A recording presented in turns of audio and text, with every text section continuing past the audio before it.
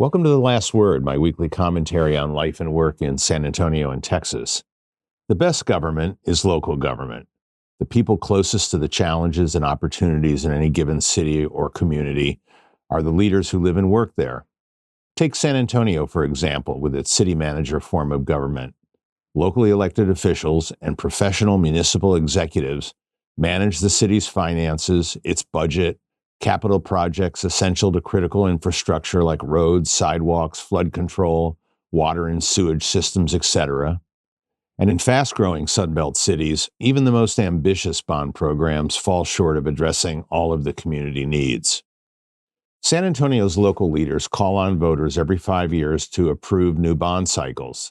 The last such bond was $1.2 billion, covering 183 capital projects.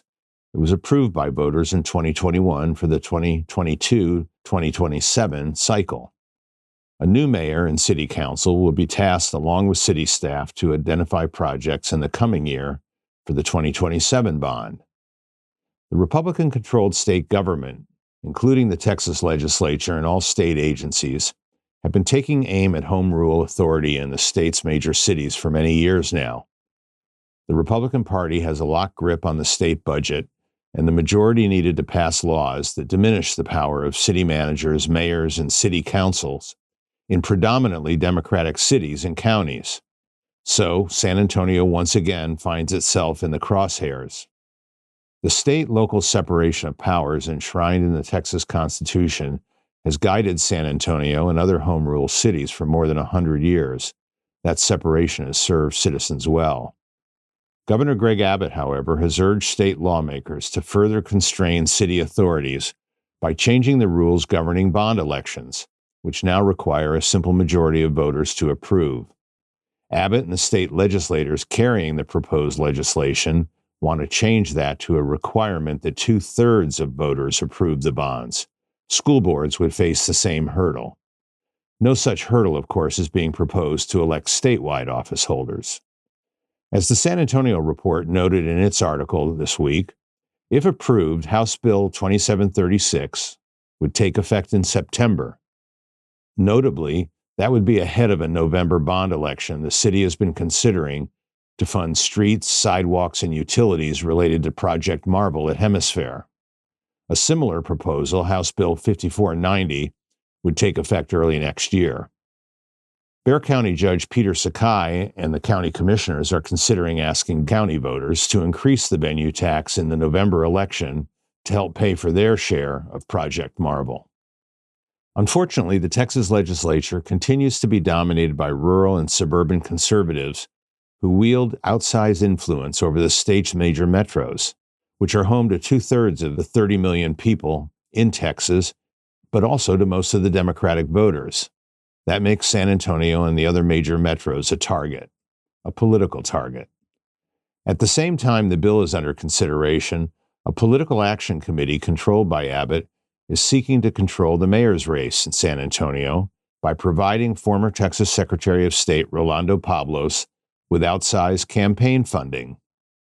Individual voters and donors are limited to giving a maximum of $1,000 to mayoral candidates. PACs like the one established by Abbott can spend unlimited sums. PACs can also funnel dark money to candidates, concealing the source of that money long enough to keep voters in the dark during the campaign. It often takes months to trace the political contributions, including those coming from arch conservatives outside the state. State leaders can claim their only interest in passing this legislation is to reduce city debt burdens, but such oversight is the job of independent credit rating agencies that determine each city's debt capacity. San Antonio is doing fine with those agencies and does not need rural and suburban legislators with no connection to the city telling us how to manage our bond elections. Pablos can demonstrate his independence from Abbott by acknowledging that the Republican initiative is a bad one, disguised as fiscal restraint, when in fact it's rooted in crass political considerations. There is no good governance at play here. Any new state law that limits the city's bonding capacity will only make the city's most challenging issues, multi-generational poverty, inadequate public school funding, the housing crisis, an underfunded public transit system, even more intractable. Engaged citizens and their locally elected leaders know their city best, both its attributes and its deficits. Taking away local control provides state leaders with another political victory in their campaign to keep Texas a one-party state at all costs. But the cost, of course, will be borne by you and me. If you care about San Antonio's fiscal health and its continued capital improvements in this fast-growing metro area, you will tell your elected representative to oppose any legislation that further ties the hands of local leaders. If Governor Abbott and legislators truly want to make a difference locally, they should take the long overdue step of directing the Texas Education Agency to consolidate public school districts wherever possible. In Bexar County alone, that would free up tens of millions of dollars now spent on administration and overhead and allow that money to improve teacher pay. That's my last word for this week. We'll see you next week. Please share this episode with friends and colleagues, and do sign up for Monday Musings, our weekly newsletter at bigcitysmalltown.com. Big City Small Town is brought to you by Weston Urban, building the city our children want to call home, and Geekdom, where startups are born and smart ideas become businesses.